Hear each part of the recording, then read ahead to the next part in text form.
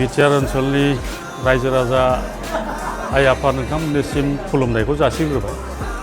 दिनै जोङो नैबे गसाइगाव टाउन ओनसोलाव इउपिपिएल दोलोनि मावख'आव जोङो भारतीय जनता पार्टीखौ नागारनानै इउपिपिएल दोलोआवहाय जोङो दिनै आखाइ हमफैदों। आखाइ हमफैनायनि गुबै थांखि आरो उद्देश्यआनो जाहैबाय जोंहा फैबाय थानाय जे बिटिसिनि बिसायख'थि, बे बिटिसिनि बिसायख'थियाव जोङो राजु कुमार नार्जारी बे सारखौनो जेन' दले बले जोङो देरहाहोनो हायो। देरहाहोनानै इउपिपिएलनिनो पुनराय सरकारा जेन' फैयो, प्रमद बर' सारा जेन' आरो खेबसेबाव चिफ जानो हायो, बेखौ नोजोर बोनानै जों खौसेयै आवगायलांनो एबा खामानि मावनो होननानै जोङो इउपिपिएल दोलोआव आखाइ हमफैदों। आरो जोङो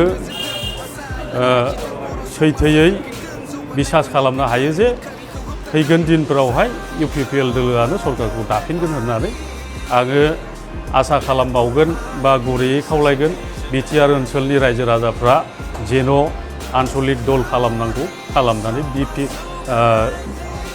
इउपिपिएल दलखौनो देरहाहोनानै आरो पुनराय सरकार गठन खालामनायाव हेफाजाब होनांगौ। बेखिनियानो।